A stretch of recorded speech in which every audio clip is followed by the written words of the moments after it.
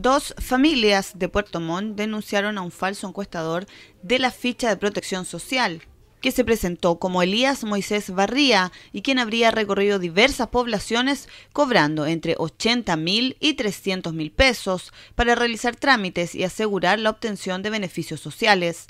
El Ceremi de Desarrollo Social en la región de Los Lagos informó que el encuestador no aparece en los registros oficiales de la entidad pública y que la ficha de protección social es totalmente gratuita. Existiría una persona que se hace llamar Elías Moisés Barría, que estaría dando vuelta por algunos barrios de Puerto Montt, ofreciéndole a las familias más necesitadas en situación vulnerable de nuestra comuna la posibilidad de ser encuestada con la nueva ficha social, de tal forma de que puedan generar beneficios o encontrar beneficios del gobierno y del Estado.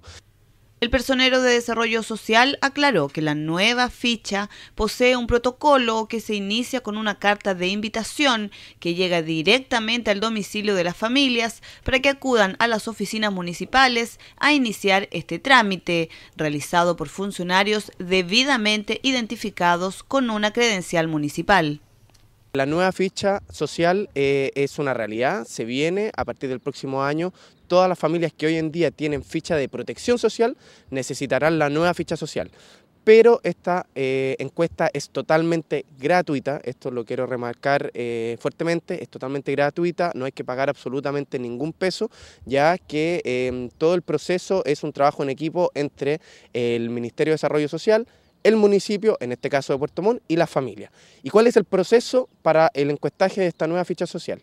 Lo primero es el municipio les enviará una carta a cada una de las familias pidiéndole que se presenten en el municipio, llevando ciertos papeles. Después de eso, en esa reunión acordarán el día en que el encuestador vaya a la casa a realizar ya la encuesta definitiva. Es fundamental decir que este proceso es gratuito y que es un trabajo en conjunto entre el Ministerio de Desarrollo Social, el municipio y cada una de ustedes las familias. Felipe de Musi, el Ceremi de Desarrollo Social, aseveró que ningún encuestador irá al domicilio de una familia si ésta aún no recibe la carta de invitación de la nueva ficha social. Todos ellos están debidamente identificados con credencial a la vista. Además, recomendó a las familias exigir la cédula que corrobore la identidad de los encuestadores.